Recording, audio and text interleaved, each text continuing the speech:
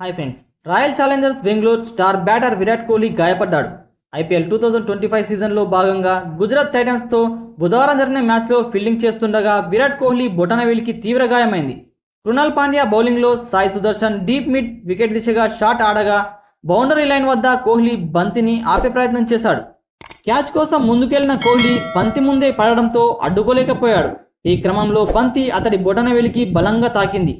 ఇక ఫిజియోల సహాయంతో ప్రథమ చికిత్స చేయించుకున్న కోహ్లీ ఫీల్డింగ్ కొనసాగించాడు. కానీ అసౌకర్యంగా కనిపించాడు.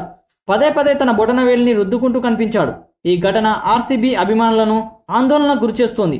విరాట్ కోహ్లీ గాయం చిన్నదా పెద్దదా అని ఫ్యాన్స్ గందరగోళానికి గురవుతున్నారు. మ్యాచ్ అనంతరం కోహ్లీ గాయంపై RCB head coach Andy Flower స్పందించాడు. కోహ్లీ గాయం గురించి ఆందోళన చెందాల్సిన పని లేదని, అతడు బాగానే ఉన్నాడని చెప్పాడు. దాంతో ఫ్యాన్స్ కొద్దిగా ఊపిరి పీల్చుకున్నారు. ఈ మ్యాచ్లో ఆర్సీబీ 8 వికెట్ల తేడాతో చిత్తయింది. ఈ మ్యాచ్లో ముందుగా బ్యాటింగ్ చేసిన ఆర్సీబీ నిర్ణీత 20 ఓవర్లలో 8 వికెట్లకు 169 పరుగులు చేసింది. లియామ్ లివింగ్స్టోన్ 40 బంతుల్లో ఒక 4, 5 సిక్సులతో 54 పరుగులు చేసి హాఫ్ సెంచరీతో రాణించాడు. జితేష్ శర్మ 21 బంతుల్లో 5 4లు, 1 సిక్స్తో 33 పరుగులు చేసి రాణించాడు. ఇక టీమ్ డేవిడ్ 18 బంతుల్లో 3 4లు, 2 సిక్సులతో 32 పరుగులు చేసి దూకుడుగా ఆడాడు.